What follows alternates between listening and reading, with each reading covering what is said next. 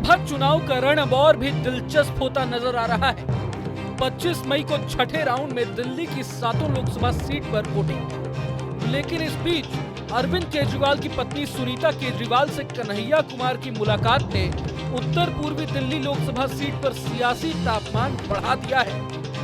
North east Delhi से कांग्रेस के candidate Kanhaiya Kumar और सुनीता केजरीवाल की मुलाकात की तस्वीरें जैसे ही सामने आई, अनुमान लगाया जाने लगा कि असल में ये कन्हैया की मनोज तिवारी को पटखनी देने के लिए एक नई स्ट्रैटेजी है। दरअसल Manoj Tiwari north east Delhi seat से बीजेपी के कैंडिडेट हैं, लेकिन इस बार उनके सामने कांग्रेस ने अपने तेज तर्रार युवा नेता कन्हैया कुमार को चुनावी मैदान में उतारकर मुकाबला को रोमांचक बना दिया है।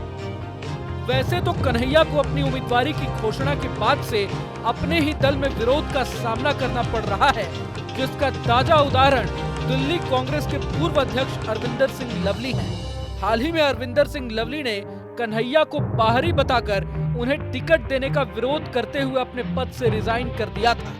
लेकिन अब माना जा रहा है कि आम आदमी पार्टी के चुनाव प्रचार की कमान संभाल रही सुनीता केजरीवाल से मिलकर कन्हैया ने न सिर्फ अपने विरोधियों को बल्कि बीजेपी खेमे को भी एक नई चुनौती दे डाली है।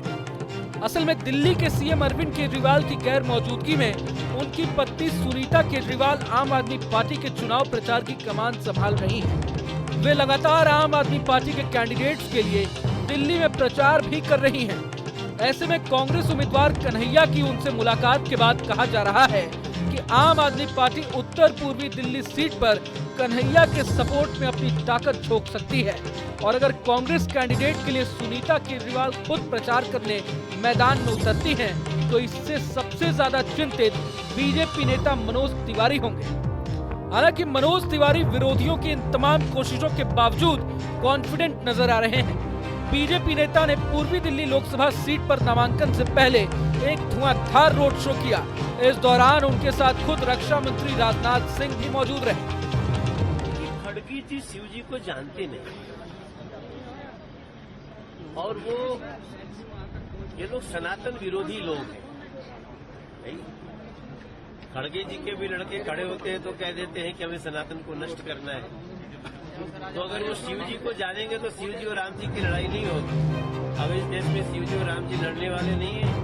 अब शिव जी और राम जी इस देश को दोनों आशीर्वाद से इसको बहुत आगे बढ़ाने वाले हैं विकास।